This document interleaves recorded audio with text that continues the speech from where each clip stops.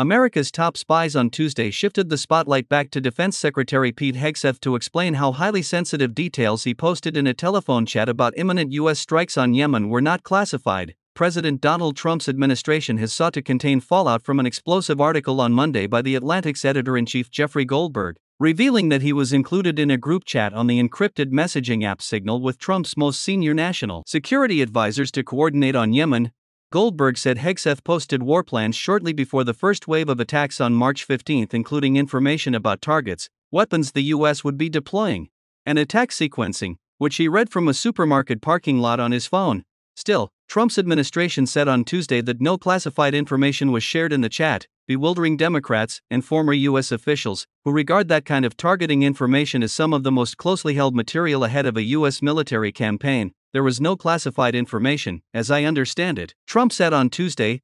Director of National Intelligence Tulsi Gabbard and CIA Director John Ratcliffe also said no classified information was shared. But, pressed, they said Hegseth would be the one to determine what defense information is classified. The Secretary of Defense is the original classification authority for DoD in deciding what would be classified information, Ratcliffe said. Asked if details about the strikes on the Houthis, like attack sequencing and timing, would not have been considered classified, Gabbard said, I defer to the Secretary of Defense and the National Security Council on that question. For his part, Hegseth has denied sharing war plans in the group chat. Nobody was texting war plans, and that's all I have to say about that, he told reporters while on an official trip to Hawaii on Monday. Goldberg responded to Hegseth's denial in an interview late on Monday by saying, no, that's a lie. He was texting war plans.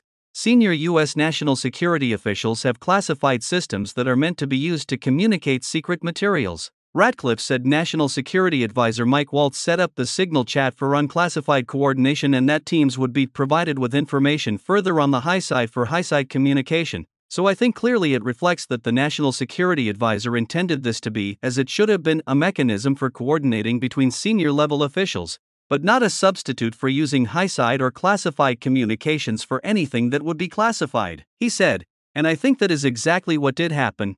A U.S. official, speaking on the condition of anonymity, said that if the information was coming from within the Defense Department, Hegseth could have declassified it, even outside of a formal process. But another official said that there was a process for declassification within the Pentagon, and if Hegseth decided to unilaterally declassify the information in the group chat, it would be extremely suspect. U.S. Senate Majority Leader John Thune said on Tuesday he expects the Senate Armed Services Committee will look into the issue. I think everybody has acknowledged, including the White House, that mistakes were made, and what we want to do is make sure that something like that doesn't happen again, Thune told reporters at the Republican leader's weekly press briefing. Republican Representative Don Bacon, a retired Air Force general who sits on the House Armed Services Committee, told reporters that Hegseth needed to take responsibility for the breach, which he said put lives at risk. Asked about the White House claim that no classified details were shared, Bacon responded, they ought to just be honest and own up to it.